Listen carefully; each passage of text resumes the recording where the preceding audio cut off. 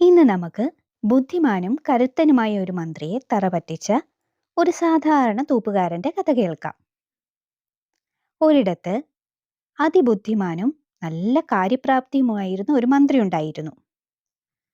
ബുദ്ധിമാനായതുകൊണ്ട് തന്നെ രാജാവിന് മന്ത്രിയെ വലിയ കാര്യമായിരുന്നു. അങ്ങനെ മന്ത്രിയുടെ മകളുടെ കല്യാണമായി. ഒരേ ഒരു മകളുടെ വിവാഹമല്ലേ, മന്ത്രി എല്ലാവരെയും കല്യാണം വിളിച്ചു. വളരെ ആഘോഷപൂർവ്വം തന്നെ വിവാഹം നടത്താൻ തീരുമാനിച്ചു. തന്റെ പ്രിയപ്പെട്ട മന്ത്രിയുടെ മകളുടെ വിവാഹത്തിന് രാജാവ് നേരത്തെ തന്നെ എത്തിച്ചേർന്നു. മന്ത്രി വളരെ ബഹുമാനത്തോടെ രാജാവിനെ എതിരേറ്റ് അദ്ദേഹത്തിന് വേണ്ടി പ്രത്യേകം ഒരുക്കി ഒരു കസേരയിലേക്ക് ആനയിച്ചു. ഒരു സ്വർണ്ണ കസേരയായിരുന്നു അത്. സ്വർണ്ണ കസേരയ്ക്ക് അടുത്തെത്തിയ മന്ത്രി ഞെട്ടിപ്പോയി. കൊട്ടാരം തോപ്പുകാരൻ അതാ രാജാവിനെ ഒരുക്കി പ്രത്യേകം തയ്യാറാക്കിയ കസേരയിലിരിക്കുന്നു. അരിശം കൊണ്ട് മന്ത്രി അലറി, രാജാവിന് വേണ്ടി ഒരുക്കിയ ഇരിപ്പിടത്തിലാണോടാ ഞെളിഞ്ഞിരിക്കുന്നത്? ഇറങ്ങിപ്പോടാ. തൂപ്പുകാരൻ ചാടി എണീറ്റു. അയാൾ എങ്ങനെയോ അറിയാതെ അവിടെ ഇരുന്നു പോയതായിരുന്നു. രാജാവിന് വേണ്ടി ഒരുക്കിയ സ്വർണ്ണക്കസേരയാണ് അതെന്ന് അയാൾക്കറിയില്ലായിരുന്നു. കാര്യം താൻ ചെയ്തത് തെറ്റ് തന്നെയാണ്. തൂപ്പുകാരൻ അതറിയാമായിരുന്നു. എന്നാലും ഇത്രയും പേരുടെ മുന്നിൽ വെച്ച് മന്ത്രി തന്നെ പരസ്യമായി അപമാനിച്ചത് അയാൾക്ക് തീരെ ഇഷ്ടപ്പെട്ടില്ല.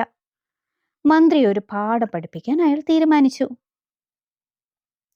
കുറച്ച് ദിവസങ്ങൾക്ക് ശേഷം രാജാവിന്റെ മുറി തൂത്തുവാരുകയായിരുന്ന തൂപ്പുകാരൻ രാജാവിനെ പ്രത്യേകം ശ്രദ്ധിച്ചു. രാജാവ് ഉറങ്ങാൻ കിടക്കുകയായിരുന്നു.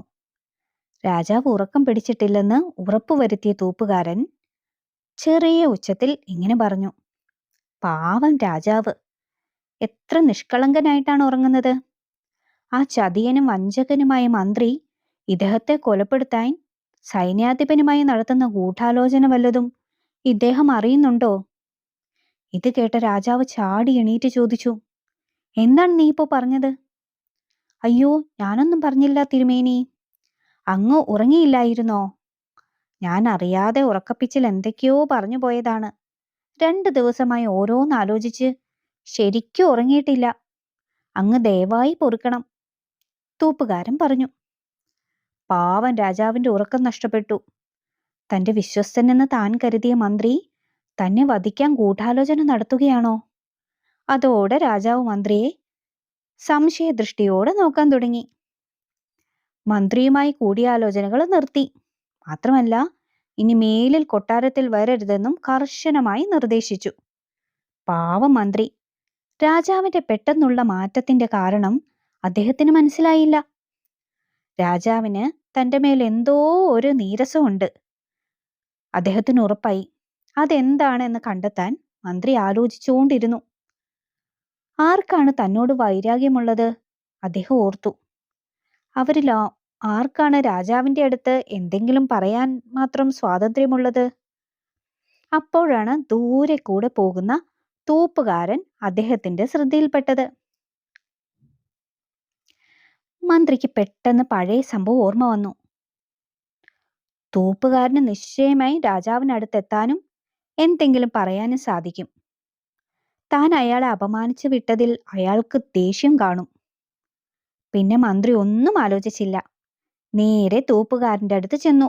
എന്നിട്ട് പറഞ്ഞു, പ്രിയ സുഹൃത്തേ, എന്റെ മകളുടെ വിവാഹ ദിവസത്തിൽ നിങ്ങളെ മറ്റുള്ളവരുടെ മുന്നിൽ വെച്ച് അപമാനിച്ചതിൽ എനിക്ക് അതിയായ വിഷമമുണ്ട്. അന്നത്തെ ദേഷ്യത്തിൽ ചെയ്തു പോയതാണ്. രാജാവിന് വേണ്ടി തയ്യാറാക്കിയ ഇരിപ്പിടത്തിൽ മറ്റൊരാൾ ഇരിക്കുന്നത് കണ്ടപ്പോൾ എനിക്ക് സഹിക്കാനായില്ല. താങ്കൾ എന്നോട് ക്ഷമിക്കണം. മന്ത്രി നേരിട്ട് തന്നോട് മാപ്പ് ചോദിച്ചതോടെ തൂപ്പുകാരന് സന്തോഷമായി. മാത്രമല്ല, താൻ ചെയ്തത് വലിയ തെറ്റായിപ്പോയി എന്നും അയാൾക്ക് തോന്നി. ഒരു മന്ത്രിയായിട്ട് പോലും തന്റെ അടുത്ത് മാപ്പ് ചോദിച്ചത് മന്ത്രിയുടെ വലിയ മനസ്സുകൊണ്ടല്ലേ. മാത്രമല്ല, താൻ തെറ്റ് ചെയ്തതിനല്ലേ അദ്ദേഹം ശകാരിച്ചത്. താൻ പ്രതികാര ബുദ്ധിയോടെ രാജാവിന് തെറ്റിദ്ധാരണ ഉണ്ടാക്കിയത് കഷ്ടമായിപ്പോയി. പിറ്റേ ദിവസം പതിവ് പോലെ രാജാവ് ഉറങ്ങാൻ തുടങ്ങുന്ന നേരം തൂപ്പുകാരൻ രാജാവിന്റെ മുറി അടിച്ചു വാരാൻ ചെന്നു. പാതി മയക്കത്തിലായിരുന്ന രാജാവ് കേൾക്കാവുന്ന വിധത്തിൽ അയാൾ പറഞ്ഞു, ഇതെന്ത് രാജാവാണ്? മന്ത്രിയും സേനാനായകനും പെരും മഴയത്ത് യുദ്ധത്തിന് പോയതൊന്നും അറിയാതെ ബോധമില്ലാതെ കിടന്നുറങ്ങുന്നു. തൂപ്പുകാരൻ പറഞ്ഞത് കേട്ട് രാജാവ് ഞെട്ടി എണീറ്റു. യുദ്ധമോ? എവിടെ യുദ്ധം? എവിടെയാ പെരുമഴ? എന്തൊക്കെയാണ് നീ ഈ വിളിച്ചു പറയുന്നത്? രാജാവ് ദേഷ്യപ്പെട്ടു. അയ്യോ തിരുമനസേ, ക്ഷമിക്കണേ. ഇന്നലെ അടിയൻ കുറച്ചുപോലും ഉറങ്ങിയില്ല. ഉറക്കപ്പിച്ചിൽ അറിയാതെ എന്തൊക്കെയോ മണ്ടത്തരങ്ങൾ പറഞ്ഞതാണ്. തൂപ്പുകാരൻ രാജാവിന്റെ കാൽക്കൽ വീണ് മാപ്പപേക്ഷിച്ചു. ദയാലുവായ രാജാവ് അയാൾക്ക് മാപ്പ് നൽകി വിട്ടയച്ചു. പെട്ടെന്നാണ് ഇതിനു മുൻപൊരു ദിവസം ഇതേപോലെ തന്നെ മന്ത്രിയെക്കുറിച്ച് തൂപ്പുകാരൻ പറഞ്ഞ കാര്യം രാജാവിന് ഓർമ്മ വന്നത്. മണ്ടനായ തൂപ്പുകാരൻ എന്തൊക്കെയോ വിഡ്ഢിത്തം പറഞ്ഞതായിരിക്കും. ശോ, ഞാൻ വെറുതെ മന്ത്രിയെ തെറ്റിദ്ധരിച്ചു. അദ്ദേഹത്തിന് കുറ്റബോധം തോന്നി. രാജാവ് അപ്പോൾ തന്നെ ആളയച്ച് മന്ത്രിയെ വിളിപ്പിച്ചു. കൊട്ടാരത്തിലെത്തിയ മന്ത്രിയെ വളരെ സ്നേഹപൂർവ്വം ആദരിച്ച് അദ്ദേഹത്തിന്റെ പഴയ ഇരിപ്പിടത്തിലേക്ക് നയിച്ചു. വീണ്ടും രാജ്യകാര്യങ്ങൾ ചർച്ച ചെയ്യാൻ തുടങ്ങി. അതോടെ തൂപ്പുകാരൻ തന്നെയാണ് തനിക്ക് ഈ അവസ്ഥ വരുത്തിയതെന്നും താൻ ക്ഷമ ചോദിച്ചതോടെ അയാൾ തന്നെയായിരിക്കും പ്രശ്നം പരിഹരിച്ചതെന്നും മന്ത്രിക്ക് ഉറപ്പായി. വെറും സാധാരണക്കാരനായ ഒരു തൂപ്പുകാരൻ വിചാരിച്ചാലും ചിലതൊക്കെ നടക്കുമെന്ന് മന്ത്രിക്ക് മനസ്സിലായി.